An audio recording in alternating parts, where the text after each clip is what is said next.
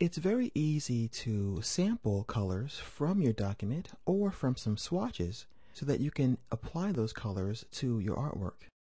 As you see here, I have on a layer some swatches that may have come from a client that contain approved colors for this particular character. So I'm going to show you how I would use this, as well as how to use the eyedropper tool to sample colors in your images.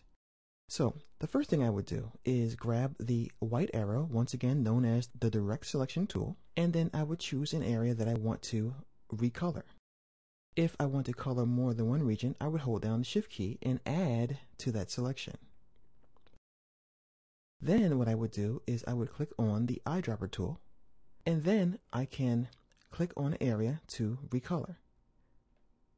As you see there, the colors change. But the shortcut that I want to show you here, which comes in quite handy, is that if you hold down Command or Control on your keyboard, look what happens to your mouse. You return automatically to the direct selection tool. So I can choose another region, choose another color, click on Command and Control, and continue to change the colors without having to ever go back to the toolbar. And that is what brings me to this guy here. As I showed you earlier, I created these swatches, and I can hide and show them. And what I want to bring to your attention is that they're locked. But the eyedropper tool ignores the lock and still will allow you to sample colors. So if I want to change the color of her cloak to light brown, I would just go ahead and hold down Command and Control, and then hold down the Shift key at the same time, so I can grab more than one region of color.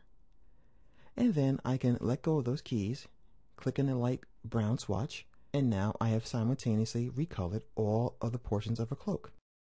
So I'm going to hold down that keyboard combination once again, Command or Control, and I'm going to click here. And now I'm going to choose some of the other regions inside of her cloak. And once again, I'll hold down Shift, so I can color some of these with some of the darker brown. So as you can tell, by just using this simple method, you can quickly and efficiently color an entire piece of artwork, and, if need be, color more than one region at a time. Once again, what you do is you choose the direct selection tool first. And then, when you hold down the Command or Control key, after you choose this tool, the tool will automatically go back to the eyedropper tool. So it's very handy, and it really doesn't matter what tool you have selected. So I can grab this arrow here, and when I hold down Command and Control, it will go back to the tool that I selected first. And I can do the same thing with the Magic Wand tool. So it allows you to go back to the selection tools very easily. So what I suggest you do is always have, if you need to, a layer that you can hide and show, and of course a lock that contains swatches that are going to be used to color your character. And don't forget, the swatches are not affected by the lock when it comes to using the eyedropper tool to select those colors and sample from them.